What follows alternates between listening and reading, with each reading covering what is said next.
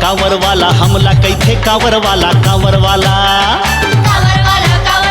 हमला कैथे कावर वाला साइड देवो साइड छोड़ो जावथन भोला के धाम कावर वाला साइड देवो साइड छोड़ो जावथन भोला के धाम कावर वाला पैदल ही चल के जावो पैदल ही चल के जावो शिव शंभुला मनावो दुनिया ये कहते हमला जी कावर वाला पैदल ही चल के जाबो शिव शंभुला मनाबो दुनिया ये कहते हमला जी कांवर वाला। भूख प्यास नहीं लागे दर्शन के आस जागे बुलबम के नारा बोलत चले कांवर वाला। जब सावन महीना आते जो कांवर ला उठाते गंगा के जल चढ़ाते बेलपत्र ला उठाते अरे उही ला तो कहते भैया भोले भक्त कांवर वाला रे। पैदल ही चल के जाबो शिव शंभुला मनाबो दुनिया ये कहते हमला जी कांवर वाला। भूख प्यास नहीं लागे दर्शन के आस जागे बुलबम के नारा बोलत चले कांवर वाला। कांवर वाला हमला कहते कांवर वाला साइड देवो साइड छोड़ो जावथन भोला के धाम कांवर वाला।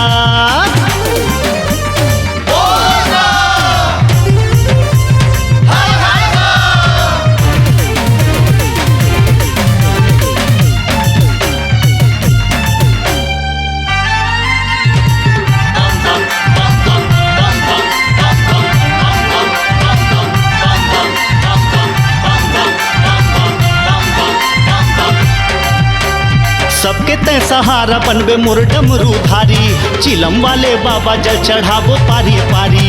बम बम भोले घड़दानी कत्तो गिरे पानी केसरिया के रंग में पूरा माते हिंदुस्तानी।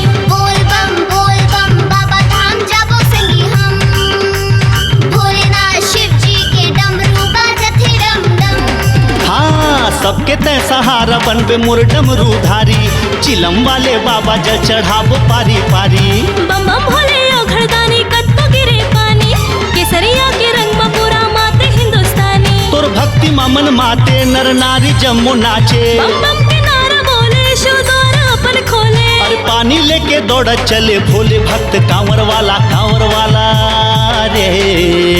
पैदल ही चल के जाबो शिव शंभुला मनाबो दुनिया ये कहते हमला जी कांवर वाला। भूख प्यास नहीं लागे दर्शन के आस जागे बुलबम के नारा बोलत चले कांवर वाला हमला कहते कांवर वाला साइड देवो साइड छोड़ो जावथन भोला के धाम कांवर वाला।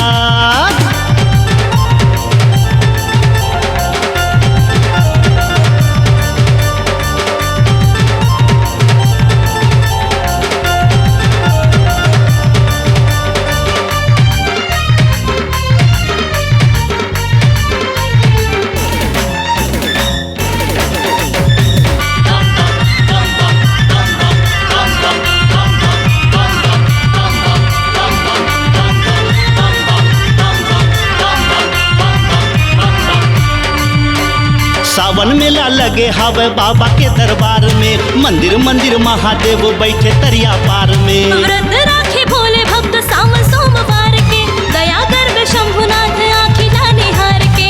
बोल बम बाबा धाम जाबो संगी हम भोलेनाथ शिव जी के डमरू बाजते डम डम। हाँ सावन मेला लगे हवे बाबा के दरबार में मंदिर मंदिर महादेव बैठे तरिया पार में। व्रत राखे भोले भक्त सावन सोमवार के दया कर शंभुनाथ आखिला निहार के। जला शिव के दया लागे ओकर अब्बड़ भाग जागे जो शिव की महिमा जाने शिव ओला अपन माने। अरे उही ला तो कहते संगी भोले भक्त कांवर वाला रे।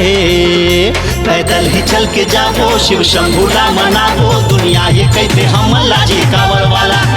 भूख प्यास नहीं लागे दर्शन के आस जागे बोलबम के नारा बोलत चले कांवर वाला। कांवर वाला हमला कहते कांवर वाला साइड देवो साइड छोड़ो जावथन भोला के धाम कांवर वाला हमला कहते कांवर वाला।